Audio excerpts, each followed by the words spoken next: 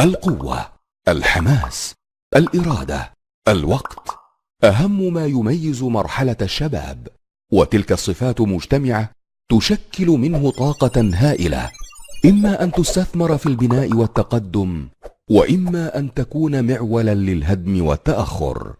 وحتى لا تتحول القوة والحماس إلى طيش وتهور واندفاع، أو تتحول الإرادة والوقت إلى انهزام نفسي وفراغ قاتل، فلا بد من صيانة هذه الطاقة الشبابية من آفات العصر، فكثيرة هي المشكلات التي ربما عصفت بشباب اليوم: اهتمام بالمظاهر الجوفاء، حب للظهور والشهرة، علاقات محرمة، لهو وتضييع للأوقات، إهدار للطاقات في متابعة الشاشات ومواقع التواصل، أصدقاء السوء، ارتياد أماكن المحرمات، المخدرات والمسكرات، الخوض في الفتن، اعتناق الأفكار المنحرفة، تأثر بالشبهات العقدية، البطالة وانعدام المسؤولية.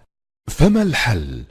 الحل الأمثل لتلك المشكلات يتمثل في منهج إسلامي مدروس محاط بالحكمة والتعقل، تستثمر فيه هذه الطاقات الشبابية بما يعود بالمصلحة على الفرد والمجتمع. وأهم دعائم هذا المنهج: التربية الإيمانية، البيئة الصالحة، القدوات المميزة، فلا بد من توافر التطبيق الواقعي المشاهد للمناهج والأفكار، تحفيز ودعم الجوانب الإيجابية كتنمية المواهب ورعاية الملكات وشحذ الأفكار بإقامة الدورات العلمية والورش العملية. وليتذكر فرسان تلك المرحلة قول رسول الله صلى الله عليه وسلم: وعن شبابه فيما أبلاه.